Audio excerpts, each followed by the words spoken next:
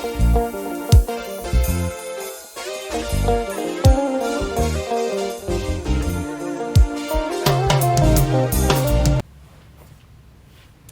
guys, welcome. Good to see you. If this is your first time here, it's Ball TV.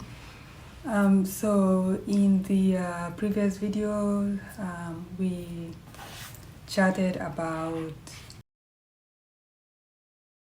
this book again. The title of the book is What Does Trust Mean to You? And I gave you examples of, what can go right and what can go wrong as far as trust is concerned. And then I talked about what if, we do a trust advance, meaning you trust someone in advance so that you can gain their trust so you can trust back, by making sense. So it might sound cliche, but you really have to think outside the box to basically get the message. And some of the classic example that I can give again, this is something else I'm working on, is how do you trust your nannies? How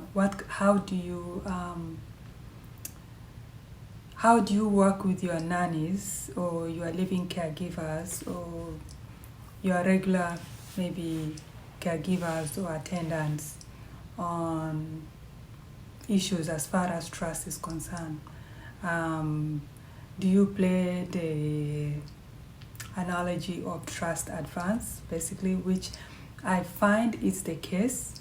If we use a classic example of nurses, for instance, in hospitals, caregivers in hospital, I do find that, which you guys might agree, is the analogy of trust advance is indirectly used all the time.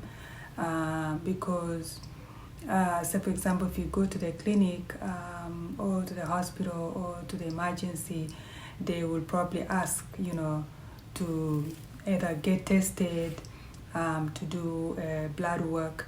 That is basically an indirect trust advance happening because you don't know them. You've never met the doctor or you've never met the nurse. You don't know who the attendant is. But it's just an analogy of trust advance that is happening. You kind of trust them and you give their hand, you give them your hand or your finger so that, should I say your finger, so that they can maybe do the blood work, right? They are obviously strangers.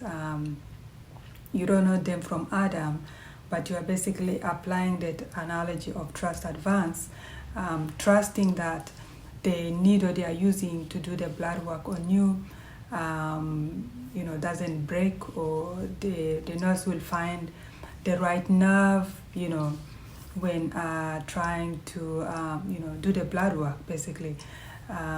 So you do not trust the person per se, but you kind of trust the process and you go by it. In the previous video, I used an example of, say for example, if you are somewhere in downtown or in town and you notice that a traveler is struggling with luggages, or even at the airport, you'll find someone struggling with luggages. And then you're like, oh my God, you rush in to help them. In a sense, they don't know you, you're a stranger, but because they really need the help, they didn't say no to the help. And of course, you went ahead and helped, and they allowed you to help them. So them allowing you to help them, that is a trust advance. Basically, they don't know you from Adam.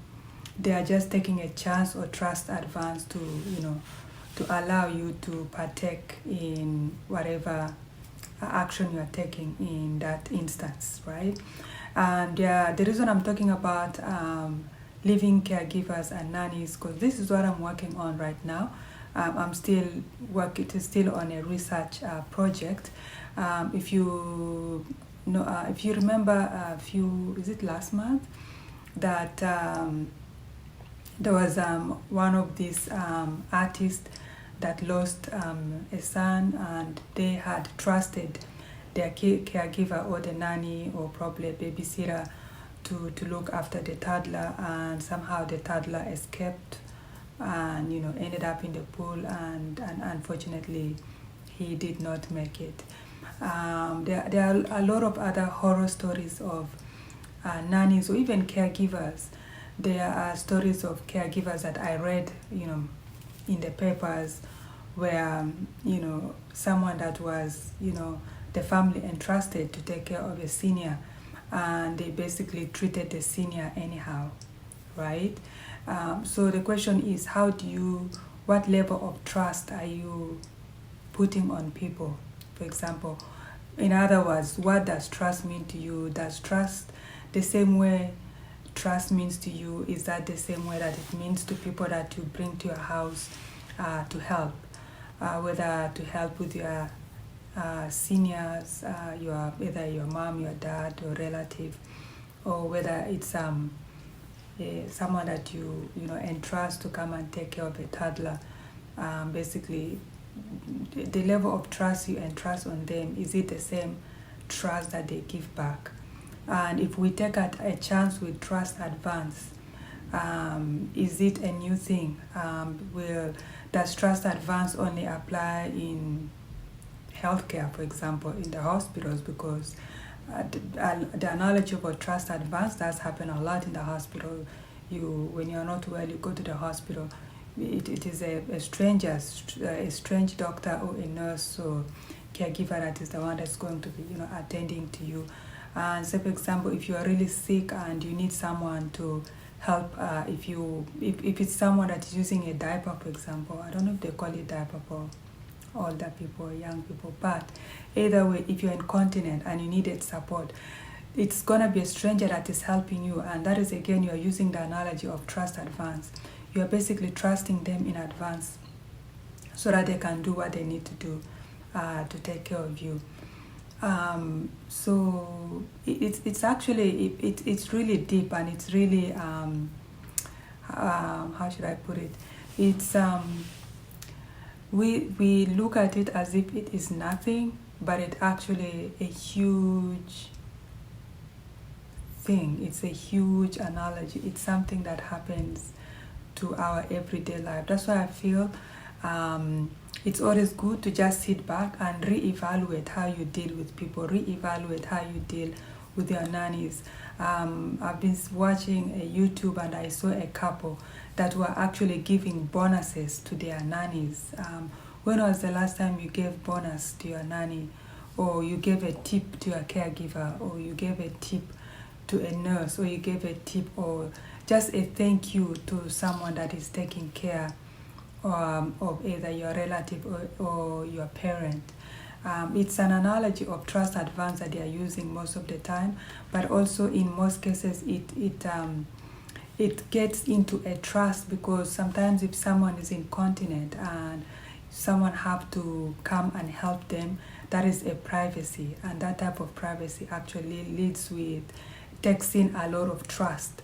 So, and loyalty grows and trust grows with time. And even some of you that worked in healthcare, sometimes you'll find nannies that have worked in one place for a very long time. At times they might end up losing the professionalism.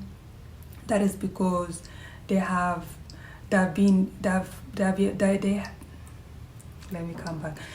familiarized themselves with either the client or the patient for a very long time, that at times they lose that professionalism. There is that, and we always need to make sure that we still maintain that. If you're a caregiver, you need to make sure you still maintain that professionalism no matter how long you've worked as a nanny or as a caregiver, because it's a very important role in the society, but I don't think much respect is given to it. I don't think much emphasis is put into it, and I don't even think there is enough budget. I feel like the profession, they need to get paid really well, because it's an intimate situation, and also to get I don't want to say a reward,